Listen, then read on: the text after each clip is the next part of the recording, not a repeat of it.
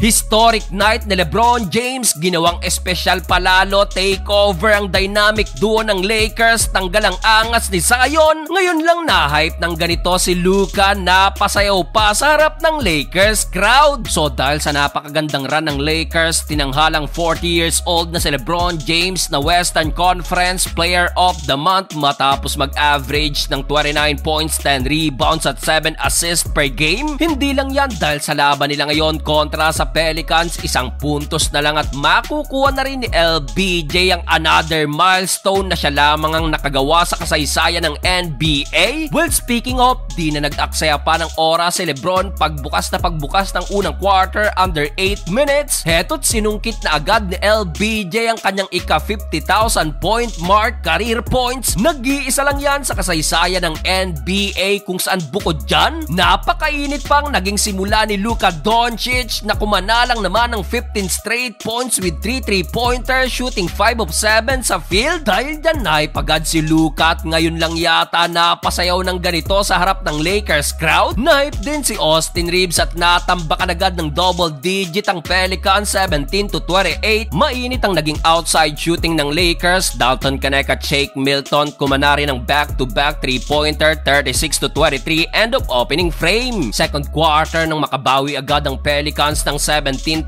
run sa panguna ni Zion Williamson na meron ng double digit. Pati si LeBron James niliparan lang ni Zion, may patrash talk pa kay LBJ at under 7 minutes tumabla agad ng visiting team sa all 43. Problema nga lang at nasungkit din agad ni Zion ang kanyang napakaagang third personal foul. Matapos yan, heto to the rescue na si LBJ na kumana ng pamatay sunog na back-to-back 3-pointer. Laking factor din sa opensa ng Lakers si Jackson Hayes ngayon na meron na ring 13 points, shooting 6 of 6 sa field including itong in transition and 1. Under 3 minutes, nagpakita pa ng hustle sa depensa si Luka Doncic. Butata si Hawkins, double block, kaya't nabato pa ng bola sa ulo. Nagresulta pa yan sa napakagandang ball movement na to ng Lakers. Vando, two-handed dunk. Well, hindi pa tapos si Jackson Hayes. Tinapos pa ni Hayes ang first half sa kanyang season high na 19 points at 8 rebounds. Nagpahabol pa ng buzzer beater 3-point shot si Luka Doncic with already 20 points, 59-69 in favor of Los Angeles Lakers. Start of the third quarter na natiling mainit ang dynamic duo ng Lakers. LeBron James fadeaway jumper na nasundan pa ng another 3-pointer ni Luka Doncic. Panglima na yan ni Luka, shooting 5 of 10 beyond the arc. Problema lang ng Lakers dahil nasungkit na rin dito ni Jackson Hayes ang kanyang fourth personal foul. Pero still unstoppable pa rin si Luka this quarter. Another 3-point shot sabay trash talk. Masyado daw malayo ang bantay. Showtime na showtime ang Lakers. Eto't lumipad na rin si LBJ sa kanyang alley-oop dunk mula sa pasa ni Dalton Knecht. Dahil dyan na-commend ni LBJ ang rookie at nasundan pa yan ng another alley-oop. Luka to Vando. Nag-e-enjoy na lang halos ang Lakers. Tambak na ng sarado 20 ang Pelicans. Sa play na to, nanakit na lang si Bruce Brown. Delikado ba naman ang ginawa kontra kay Dalton Knecht? Well, di nagustuhan niya ng Lakers kaya't napasugod agad si Vando na agad din namang inawat ni Coach JJ Redick. Under a minute mark, Zion Williamson naman ang nanggulat. Posterized dunk over Jamison III. Pero